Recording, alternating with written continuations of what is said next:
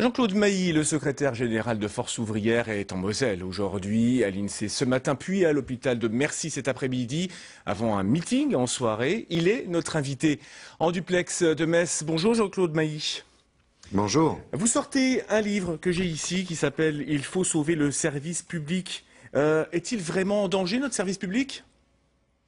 Oui, il est en danger depuis plusieurs années. Ça veut dire que les gouvernements successifs, au lieu de démarrer par le démarrage, à savoir de définir quel est le rôle, quelles sont les missions du service public, pour des raisons essentiellement budgétaires, ils ont fait des coupes. Et ce que nous avons voulu expliquer dans ce livre, ce sont les conséquences concrètes pour les usagers et les citoyens. Quand dans tous les services publics, vous avez des fermetures, ce sont les usagers et les citoyens qui en pâtissent d'une manière ou d'une autre. Alors justement, vous êtes cet après-midi, je le disais, à l'hôpital de Mercy. Est-ce que c'est notamment à l'hôpital que le service public est le plus en danger ?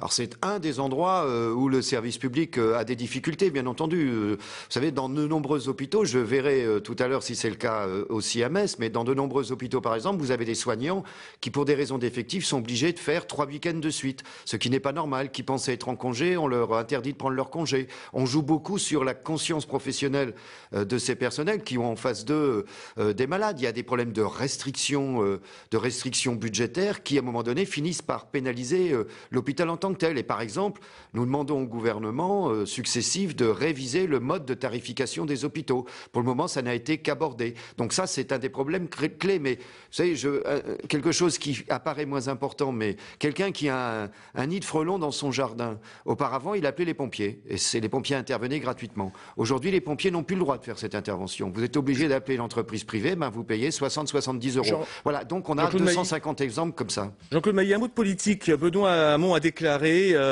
à continuer la politique de l'exécutif actuel, on va vers un désastre démocratique. Vous êtes d'accord avec lui ? Il y a un point sur lequel je suis d'accord, parce que je le dis depuis longtemps, c'est que l'austérité, d'une manière ou d'une autre, ça a des conséquences sociales, économiques et démocratiques. Et l'on sait très bien que dans tous les pays, notamment les pays européens, où il y a une logique d'austérité, il y a ce que j'appellerais des mouvements de rejet de l'autre qui se sont développés. Donc il y a un risque démocratique, effectivement. Merci Jean-Claude Mailly, vous êtes secrétaire, je rappelle secrétaire général de Force ouvrière. Vous serez ce soir en meeting en Moselle et puis vous serez également cet après-midi à l'hôpital de Mercy. Merci beaucoup à vous.